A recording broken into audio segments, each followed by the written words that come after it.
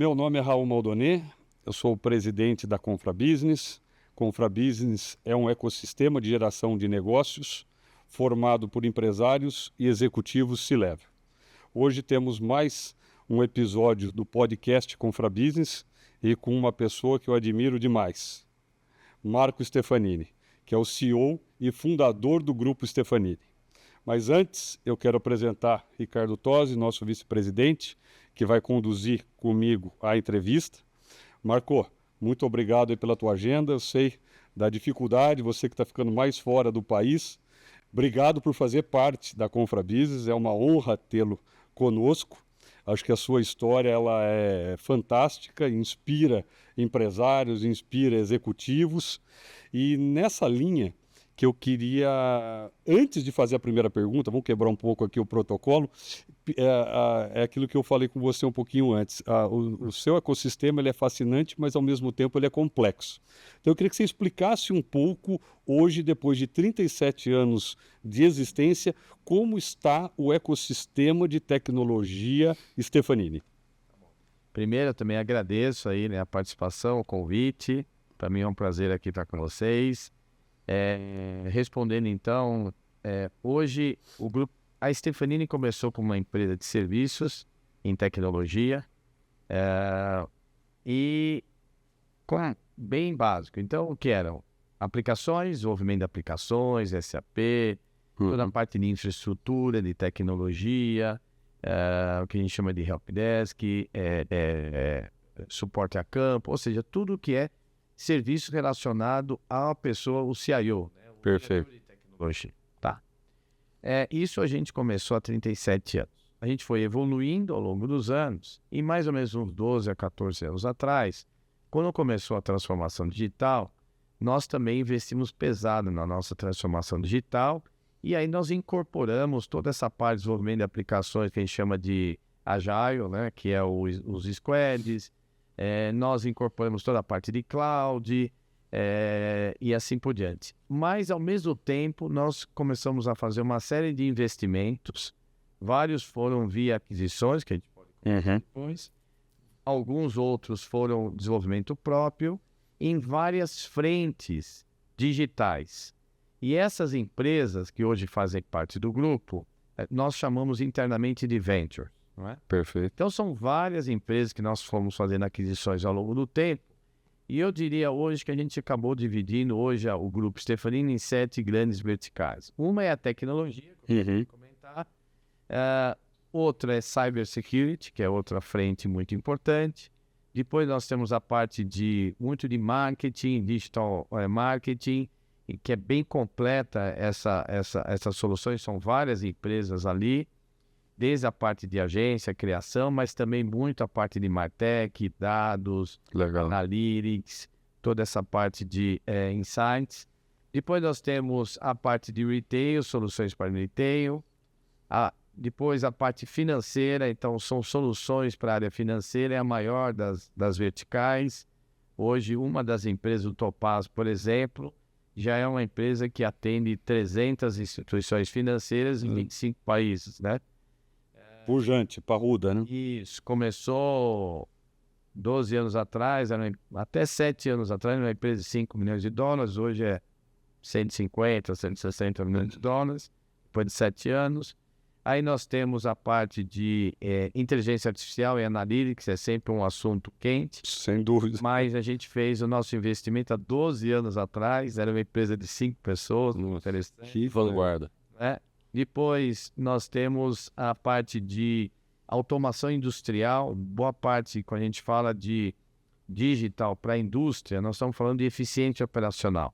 Então essa empresa ela tem mais de 1.000 engenheiros, é de Minas Gerais, e hoje a gente tem uma lista de clientes enorme, tanto no Brasil como global. Então são várias frentes que a gente foi percorrendo e hoje complementa o que a gente chama de Grupo Stefanini. Fantástico, parabéns, que história legal. Então agora eu vou para a primeira pergunta. Depois de entender todo o grupo aí, todo o ecossistema, eu queria entender agora do Marco. O Marco, formado em geologia, geólogo, Quando foi que você se interessou por tecnologia? Quando foi essa transformação aí de geólogo para um empreendedor de tecnologia? Acho que é isso que hoje quem está nos assistindo, nos ouvindo, gostaria muito de saber o início de tudo. Minha resposta não é muito romântica, né? Minha resposta é bem pragmática. Então, na verdade, eu me interessei por uma questão de necessidade. Entendi. Na verdade, eu entrei na faculdade, na universidade da USP, no final da década de 70, onde era a melhor década até hoje do Brasil, né? A década de ouro, uma década que o Brasil expandia muito. E quando eu terminei a universidade, em 83, foi a primeira década perdida. Então não havia empregos, era uma situação muito Uma difícil. recessão complicada. E aí eu tive que procurar alternativas, né? Teve que se reinventar. É isso aí. E aí, na época, os bancos, eles procuravam pessoas de exatas para treinar essas pessoas, transformá-los em engenheiros de software e, assim, seguir carreira na linha de IT. E foi assim que eu comecei. Então, alguns bancos só queriam engenheiros.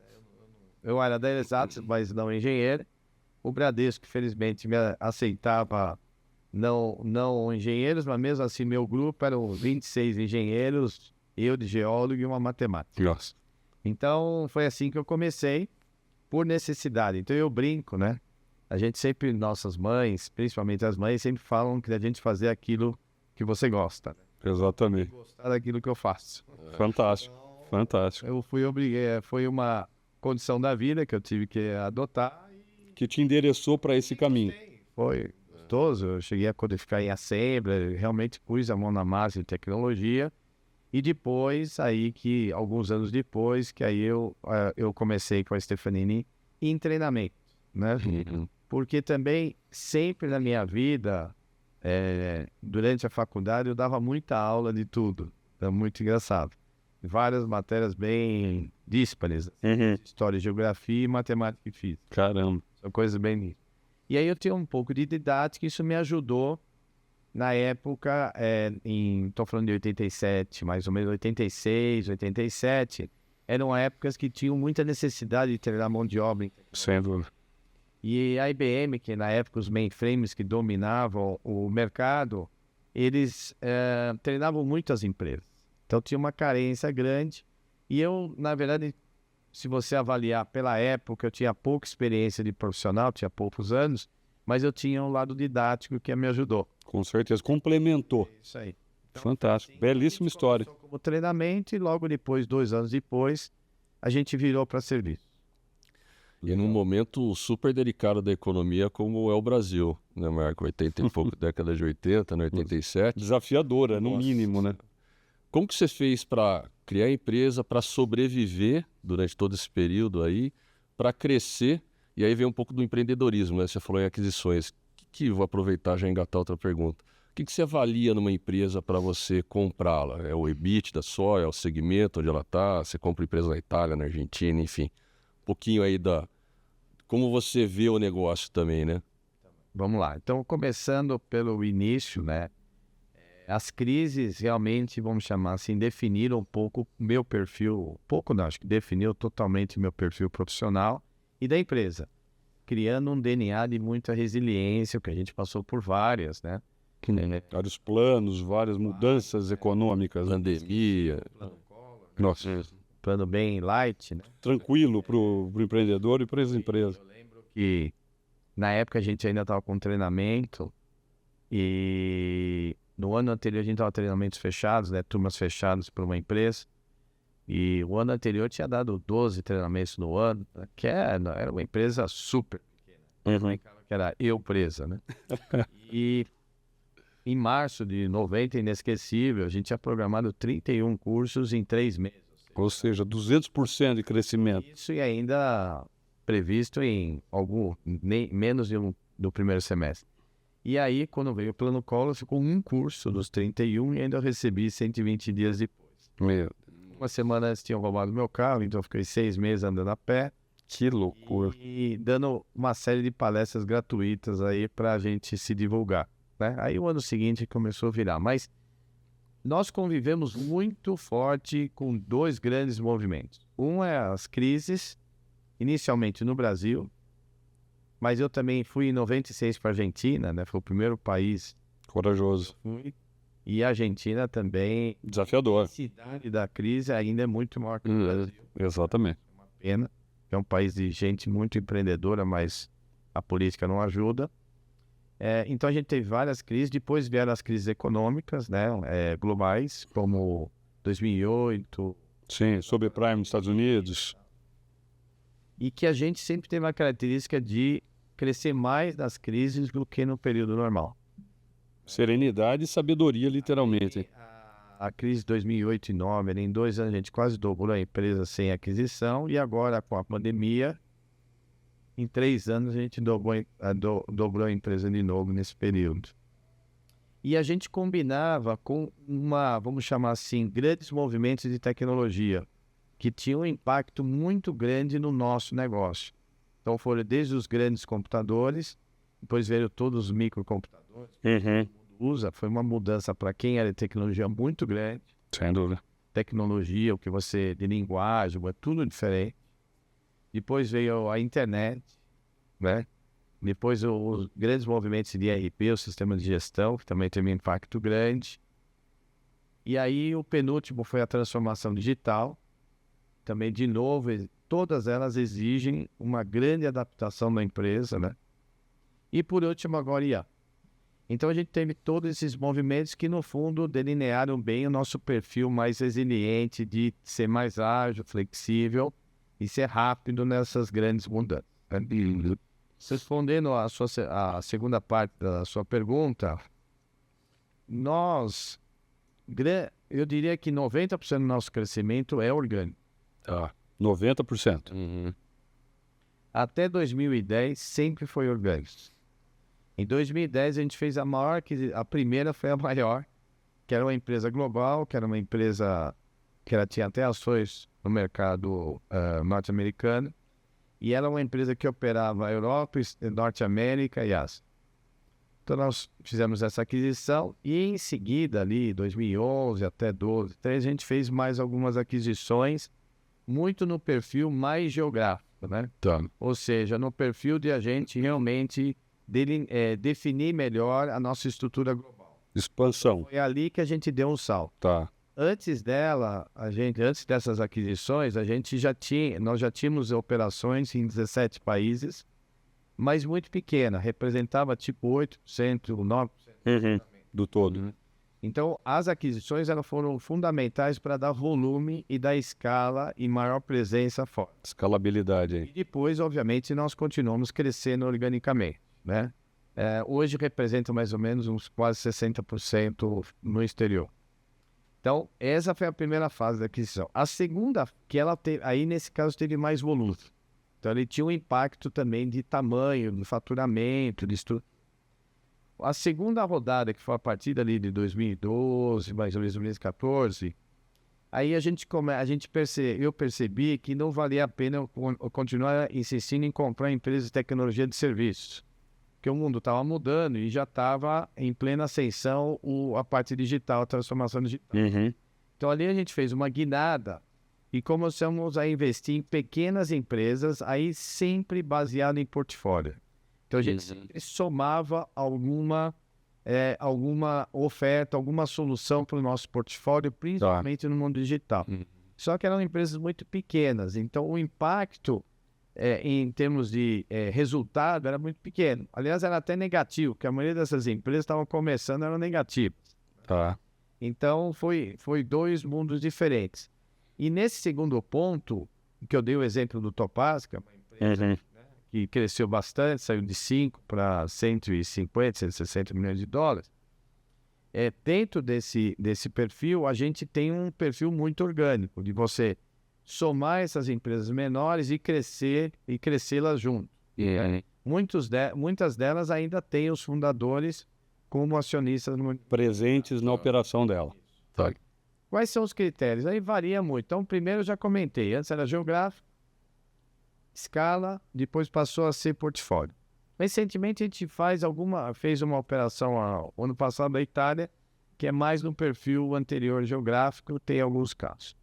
Quais são os critérios que a gente usa? Primeiro, que o portfólio a solução dessa empresa, ela encaixa no perfil de alguma área das nossas verticais. Então, ela pode ser uma empresa ótima, mas se ela não encaixar, a gente não abre muito, porque a gente já tem muitas frentes. Não haveria aderência. Como você disse, a gente já acabou criando uma estrutura relativamente complexa. Então, a tendência é muito mais agora ir juntando e consolidando do que abrindo. Do que propriamente abrir mais. Né? Então, ela tem que... O primeiro critério é esse. O segundo critério, em geral, a gente olha, obviamente, o negócio em si. Como é que ela é feita a gestão dos sócios, a empresa, como é que ela está em termos de, vamos chamar assim, de credibilidade. Como está posicionada no mercado. A lista de clientes, né? Para nós, a lista de clientes é muito importante, né? E aí, em geral, a maioria dos modelos a gente investe e mantém os fundadores como sócios minoritários. Interessante. Que toca o negócio se for muito diferente. Às vezes, quando eu já tenho algo muito similar, aí não é possível. Aí a gente tem que comprar 100%. Então, esse é um pouco o critério. Antigamente, a gente, tinha, vamos chamar assim, uma escassez de capital, a gente priorizava empresas que tinham margem muito baixa. Porque, na verdade, era uma forma de eu comprar uma empresa mais barata. E Perfeito. trabalhava para recuperar. Hoje a gente entende que a gente precisa também procurar empresas com valor agregado. Então, já faz um bom número de anos que a gente tenta um equilíbrio entre EBITDA, que falou de lucratividade, equilíbrio de credibilidade, lista de clientes, solução e preço também, né? A equação ficou mais complexa aí para essa busca, completa praticamente, né? E culturalmente ela tem que estar plugada com vocês também, né? Nunca é perfeito. Às vezes tem algumas pessoas que falam, não, precisa disso, perfeito não existe, né? Você vai correr algum risco. Então, dentro dessa equação, sempre tem um outro ponto que sai fora da curva, exatamente. Não tem jeito, senão também ele não vai querer vender a empresa. Ou num preço razoável, porque ainda tem que encaixar o preço razoável. E a gente nunca entrou nessa nessa loucura que teve ali 20, 21, 22, menos 19, de preços absurdos. Absurdos, fora do A gente é bem padrão. Conservador. Acho que perdemos alguns negócios talvez bons, que a gente poderia ter arriscado um pouco mais, certamente sim. Mas também deixamos de entrar em muita loucura também, né? Então, a gente tem essa questão financeira, de solidez financeira, de conservadorismo financeiro muito forte. Fantástico. Aventureira, né? Já deu prazer. Imagina. Não, imagina. Foi super completa, né? Completa e abre os cenários que a gente gostaria de saber. Para os empresários, isso é uma maravilha ouvir. E falando em empresário, é o que eu vou perguntar agora para você, Marco.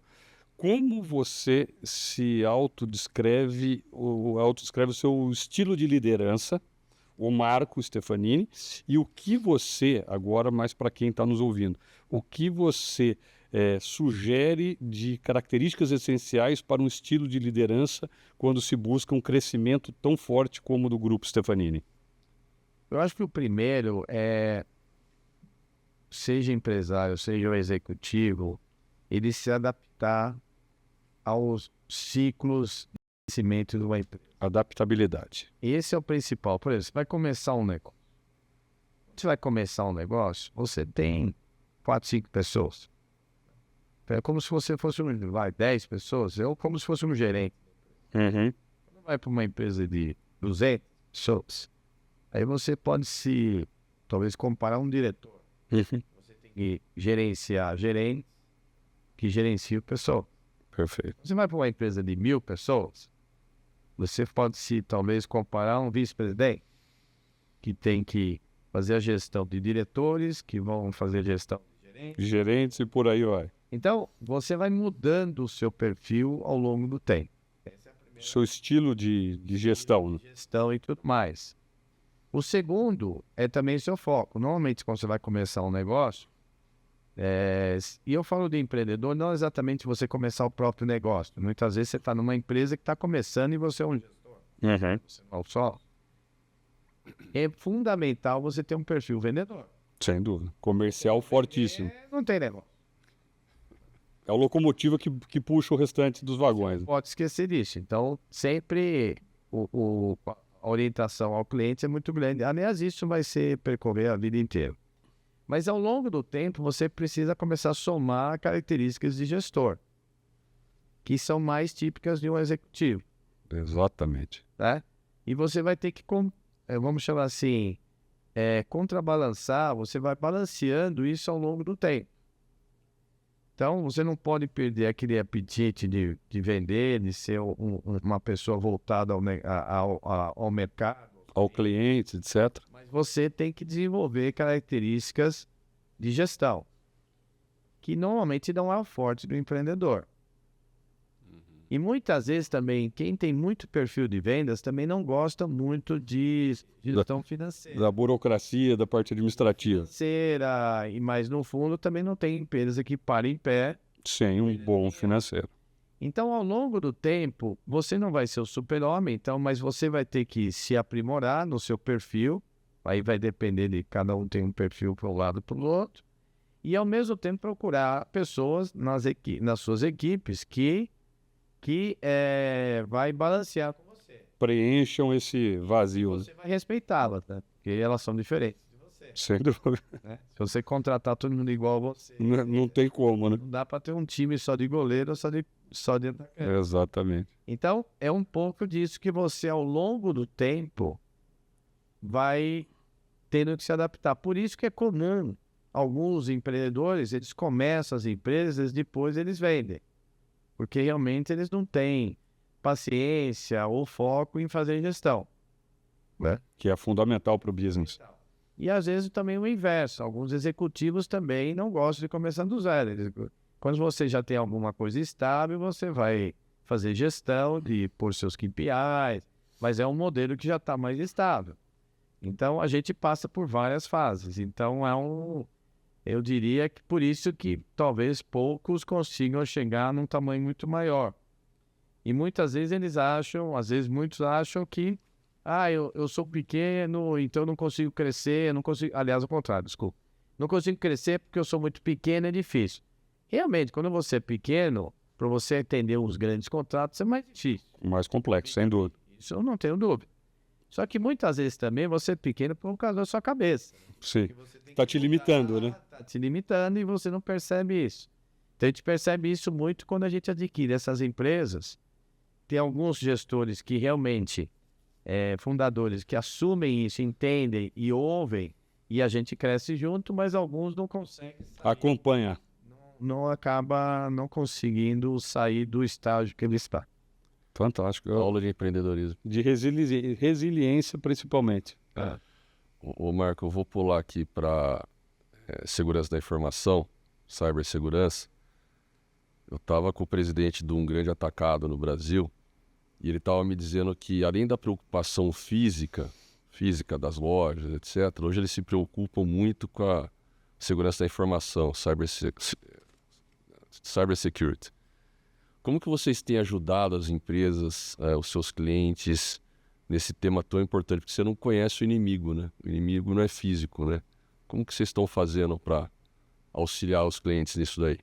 Na verdade, a gente começou essa área 8 anos atrás. É uma área, como você disse, de uma oferta bem forte, presente na agenda da maioria dos CEOs, uma agenda de tecnologia, uma agenda de negócio, né? Sempre, obviamente, tem a dificuldade de justificar o investimento, porque você não está fazendo investimento para crescer o seu negócio, sim para preservar o seu... Para protegê-lo, exatamente. Na verdade, todos estão expostos sempre, inclusive a própria Stefanini. Então, a gente sempre é um negócio que é sem fim, né? O céu é o limite. Isso aí, você vai... E cada vez, obviamente, um lado, né, dos atacantes e um lado da defesa, ele vai se aprimorando ao longo do tempo, né? E o Brasil é um país bastante forte nisso, porque, se não me engano, e depende da estatística, é o terceiro país mais atacado no mundo, né? Terceiro, não tinha essa informação. Os Estados Unidos e China. Então, é um país... Por quê? Porque tem um volume grande de pessoas, é um país bastante digital, Digitalizado. mercado financeiro, mas em outros segmentos. Banco muito forte, né? Isso. Sistema financeiro. Mas é importante, você comentou banco, o banco, obviamente, sempre a referência é banco, claro, é a área Mais sensível, né? Por causa do dinheiro. que está mexendo com dinheiro, né? Mas mesmo assim, outras áreas, né? Por exemplo, a área a industrial, ela não tinha tanto foco. Agora inverteu, né?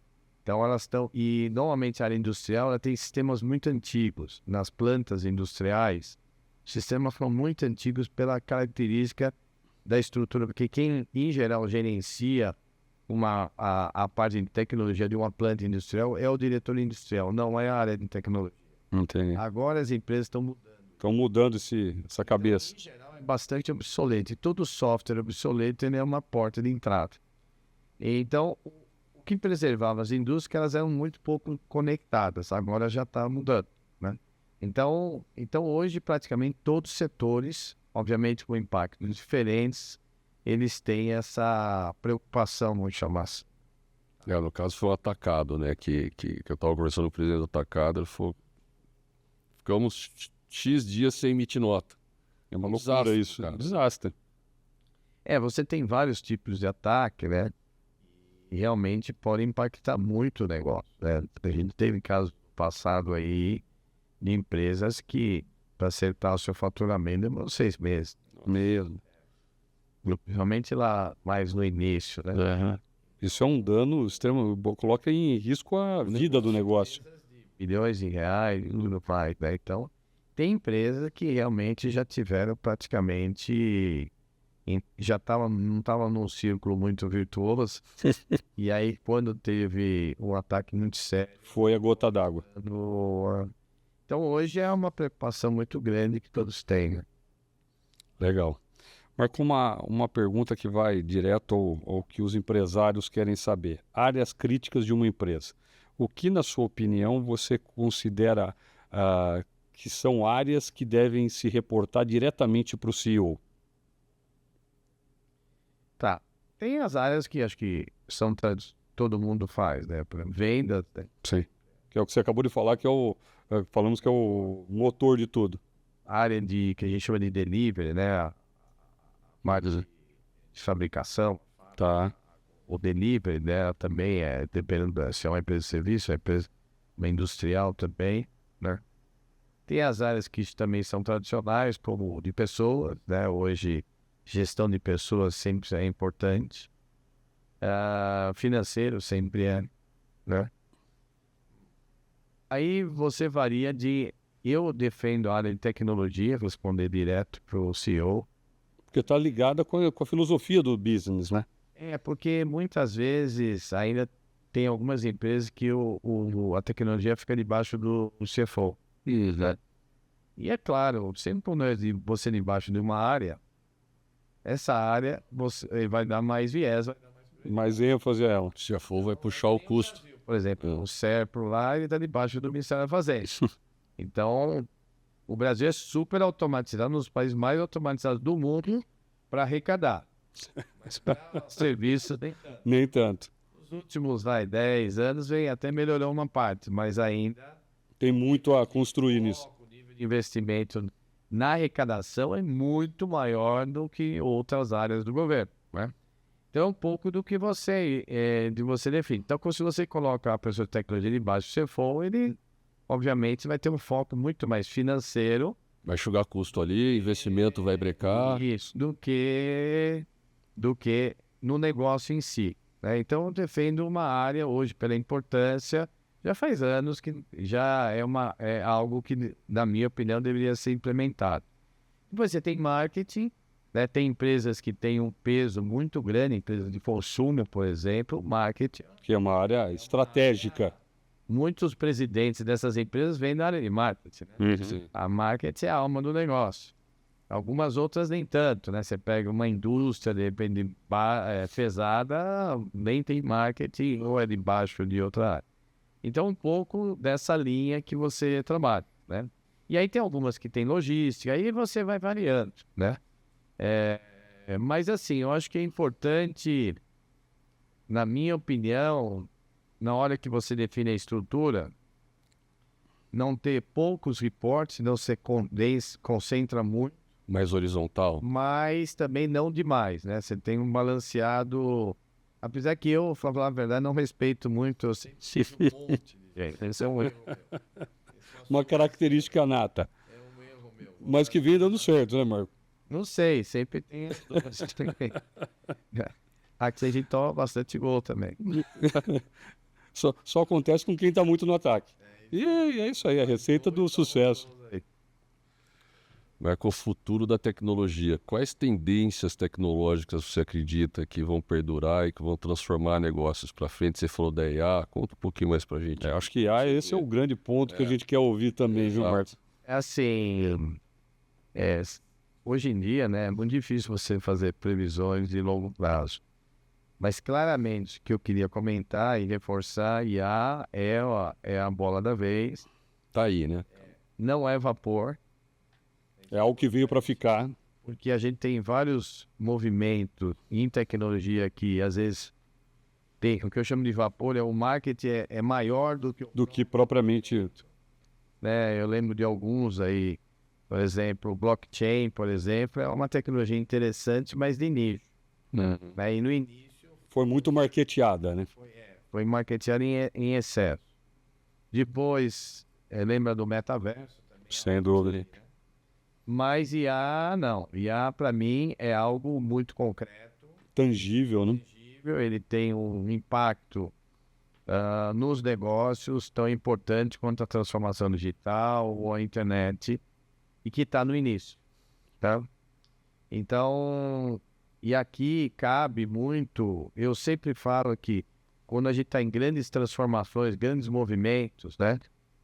Seja de tecnologia, mas no fundo agora é um movimento com transformação digital, e IA não é só tecnologia, é muito mais negócio. Então, é muito recomendável que a liderança das empresas realmente se envolvam muito no processo. Faça parte da cultura da empresa, né? Eles estão enxergando isso, né? Mais ou menos. Mais ou menos. É. Não vejo tanto. É que assim, lembra sempre que o mercado fala mais do que faz. Tá. Isso é Uma característica. né? Então se fala muito, mas ainda não se faz tanto. Tá? Então, esse é um ponto muito importante. Acho que deveriam se envolver mais. E, de novo, não é um assunto de tecnologia, é um assunto de negócio. Aliás, você está simplificando, cara. Lembra que a transformação digital já simplificava a tecnologia. Aqui ainda mais. Então, é muito mais o que você vai fazer com IA do que deixar com a tecnologia. Perfeito, concordo. Por que será que eles não estão tão conectados assim, Marco? Você tem alguma explicação? Por que será que os líderes não estão tão conectados ou tão... Na verdade, tem uma característica do mercado corporativo que o mercado corporativo não é rápido. Tá, é. E é compreensível. Não é exatamente uma crítica. Eu estou citando uma característica. Até imagine uma montadora, por exemplo, de automóveis. Ele tem características de segurança. Ele tem que Sim, tomar cuidado. pré-requisitos aí, né? Você pega um banco, né? Ele atende algumas coisas do regulatório, outras não. E empresas muito grandes, elas começam a ter estruturas muito grandes. Então, isso sempre foi, né? Trabalhar por silos é o grande, vamos chamar assim, é o grande contra a você adotar, por exemplo, a parte digital, IA, porque muito dessas tecnologias, elas são transversais. Então, elas vão de uma área para outra. Como você tem vice-presidentes diferentes, áreas diferentes, ali é que morre, entendeu? E quanto maior a empresa, maior a estrutura. Certo. Por isso que eu falo que empresa muito grande, ela tem tudo. Ela tem dinheiro, ela tem tecnologia, ela tem mercado, ela tem clientes, tem reputação. Mas ela tem um problema. Ela trabalha por silos, é muito grande, né? Então, como é que você consegue fazer uma empresa grande ser ágil? Tem uma série de limitações. Sim. E no caso da adoção de IA é a mesma coisa, né? Então tem essa limitação. E você muitas vezes... E tomar cuidado que sempre é muito comum os extremos, né? Aliás, hoje em dia, então, é extremo em tudo. Em religião, A polarização está extrema, né? E aí você entra no time que acha que vai fazer tudo, então ele começa a depositar uma confiança exagerada, que é automática. Como ele percebe que o ChatGPT é tão fácil de fazer, ele começa a deduzir que tudo é muito fácil e pode fazer tudo. Isso Não é bem assim. não é um erro. E não é para tudo. E o outro extremo também é igualmente danoso, que é quando você acha que é só vapor. Também. E a vida você vai de pêndulos, né? Às vezes uma pessoa muito entusiasmada, ele vai não de uma forma adequada e depois ele se decepciona muito. Então é muito comum quando você adota novas tecnologias, você tem um hype, que as pessoas começam a imaginar que pode fazer tudo, exageram, e depois você tem uma certa decepção. E depois você acomoda. Isso é muito bom. A internet foi assim. Lembra que teve a bolha da internet? Sem dúvida. Nos anos 2000, E a internet é uma realidade. Ninguém vai falar quem vive sem internet. impossível. Então, quem não adotou, morreu. Então, é mais ou menos o digital é mais ou menos a mesma coisa. Então, cuidado para não ficar muito no cosmético, né? Eu lembro que em transformação digital as pessoas gostavam, era muito foto, selfie, escritório bonito, escritório todo com pimbolim, não sei o que lá e tal, mas qual é a essência? Você trabalha em equipe, trabalha integrado, né? Então, o escritório faz parte, mas ele não é a essência do movimento digital. Aqui é a mesma coisa, né? Então, a gente tem que tomar cuidado quando faz aqueles questionários, falando para as empresas. X percentual da empresa está usando IA. Mas usando para quê? Né? Com que finalidade? Isso. É o buraco, mas o cara está usando. Ele faz lá uma pergunta no ChatGPT. Estou usando. Isso, é uma empresa que você faz tradução, melhora seu texto. Legal, ajuda, mas não vai mexer um ponteiro da empresa. Entendeu? Então, esse é um pouco essa profundidade que precisa ter, que é normal em qualquer movimento não ter profundidade no início. Mas aí cabe, vamos chamar assim, os líderes vão chamar assim, não é nem de maior visão, né?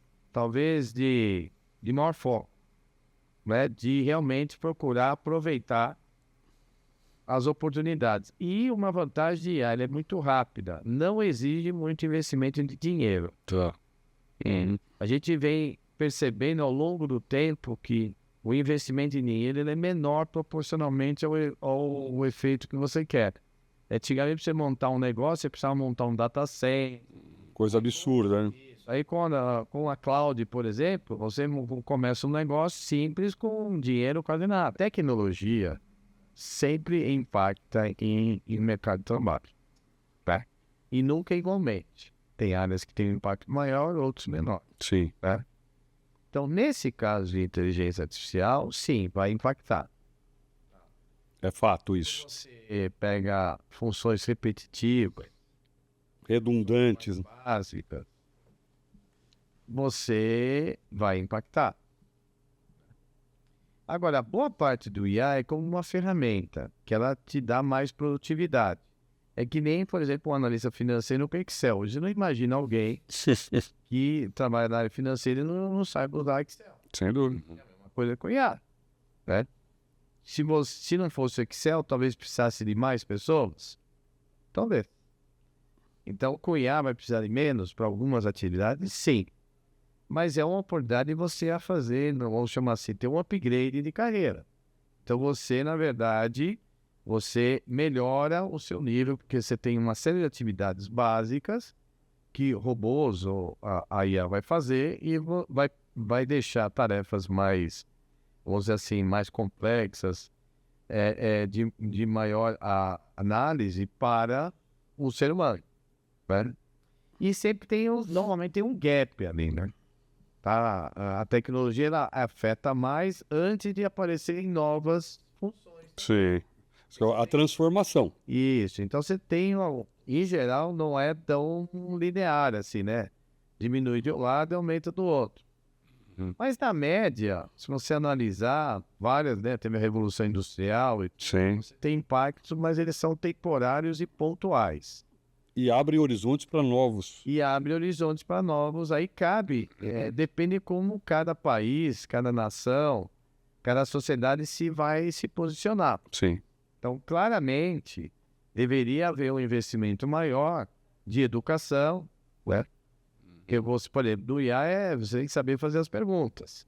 Claro. Isso exige uma atividade, um nível intelectual melhor. Um certo preparo. Então, na verdade, os governos, como é que eles deveriam enfrentar o IA?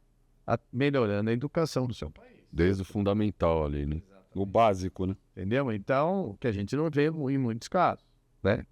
Então, mesmo no Brasil, por exemplo, o governo sempre gasta mais dinheiro, mas a qualidade é pior. Então, não adianta, né?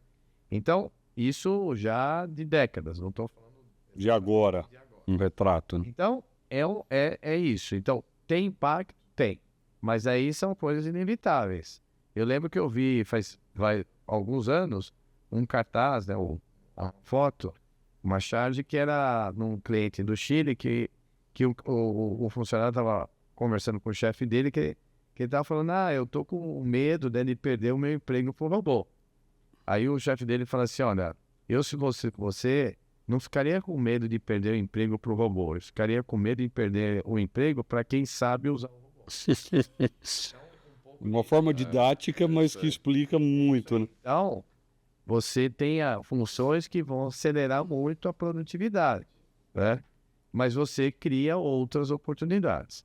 Esse é um lado. O outro lado, que a gente tem que avaliar também, que é interessante, é o lado demográfico. Grande parte dos países envolvidos, mesmo o Brasil daqui a alguns anos, ele vai começar a ter população declinante. Sim. Pior. Então, se você tem soluções, ferramentas que aceleram a produtividade e exigem menos pessoas, aí pode não ser um problema. Isso é a salvação da lavoura, né? Entendeu? Então, você tem uma questão também demográfica importante que a gente não pode esquecer.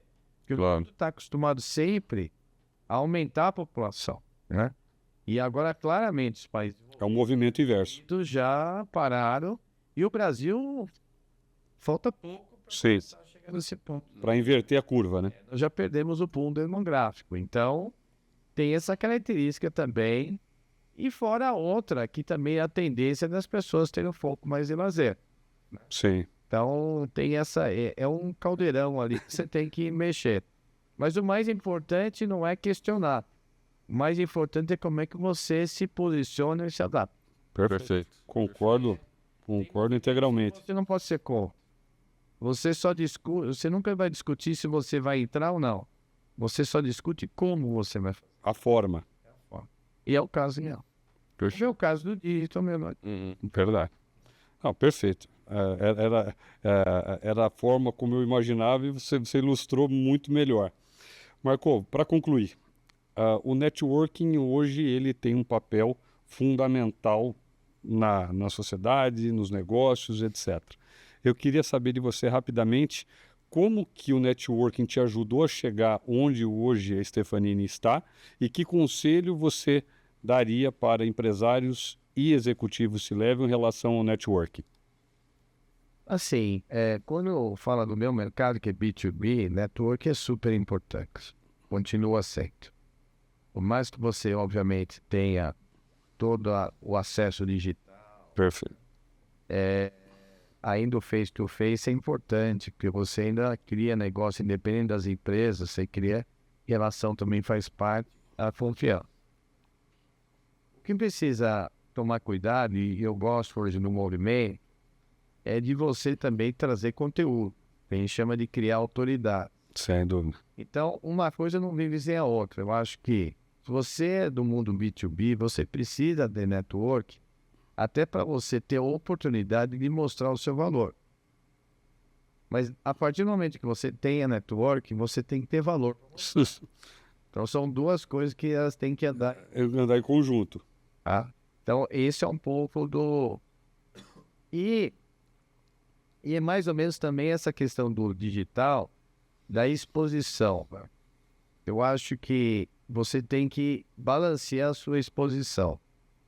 Ela não pode ser demasiada, senão você banaliza. Sim, concordo. Mas Você tem que ter, dependendo da situação, você tem que se posicionar bem e também se expor, porque senão ninguém te conhece. Claro. Se ninguém te conhece, ninguém vai Comprar o seu produto, sua empresa. você não tem negócio, né? Então, esse equilíbrio é importante, né? O nível de exposição adequada e, ao mesmo tempo, combinar o networking com conteúdo, né? Para mim, falar a verdade, eu acho que anos atrás, 10, 20 anos atrás, 30 anos atrás, eu achava o network, assim, de amizade, assim, tinha um peso maior. Hoje ele tem é balanceado. Uhum. Ele tem peso, mas precisa ter conteúdo. Concordo. O conteúdo é fundamental para a equação. Assim que eu falo sempre para a força de vendas, o comercial, cada vez mais o mundo é mais consultivo. Então, no nosso caso, por exemplo, não adianta só você ir lá e você é amigo da certa pessoa, você é uma pessoa agradável, que isso é tudo pré-requisito que você tem que ser. Sem dúvida. Agradável. Premissas básicas. Premissa básica do ser humano, né? Mas, ao mesmo tempo, o outro lado precisa sentir que você agrega valor para ele. Não é só... É uma troca. É uma troca. Entendeu? Então, e você comentou uma coisa interessante de troca, porque quando você traz assuntos interessantes, te dá a chance da outra pessoa também entrar nesse assunto e te ensinar. Exatamente. Então, é um crescente. Então, vamos usar o network do ponto de vista de conteúdo melhor, né? Melhor conteúdo porque ele vai subir no nível. A régua vai ficando mais alta. Se você falar só de coisas triviais, a conversa... Se banaliza, né? Você fica... Raso, né? Raso. Sem profundidade. Se você vai na profundidade, o outro lado também gosta. E ele te devolve. E você aprende, né? Você leva um conhecimento para aquela pessoa e aquela pessoa te devolve também. Então, isso eu acho bastante interessante. Isso eu entendo que nos últimos anos deveria ganhar mais peso e eu acho que está ganhando mais peso.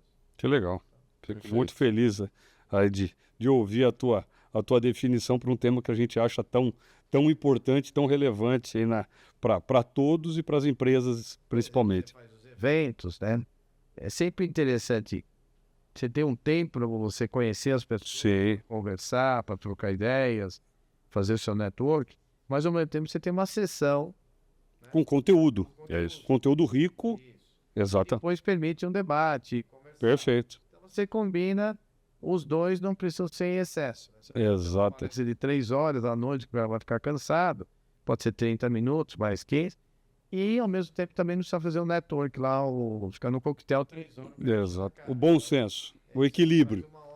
Equilíbrio. Você faz, eu acho que esse É o melhor resultado, né? minha opinião. Maravilha, Marco. Marco, te agradecer. Foi um papo super leve, super bacana. Não tenho dúvida que para os que nos assistem vai ser fantástico. Acho que trouxe muito conteúdo rico. Quero agradecer aos nossos patrocinadores, Jader Almeida, Lifetime, Hospital Veracruz, PwC, Plaenge, GHBP e CPFL, que proporcionam esse momento aí para nós. Agradecer a Stefanini por ceder o estúdio onde nós estamos aqui gravando e novamente a tua presença, Marco, que enriqueceu demais o nosso bate-papo. Muito obrigado. Obrigado aí. Obrigado. Pela iniciativa. Obrigado. Que continue nesse ritmo aí. Também crescendo bem. Graças a Deus. Ao sucesso, né? Sempre tem que crescer. Sem dúvida. Obrigado.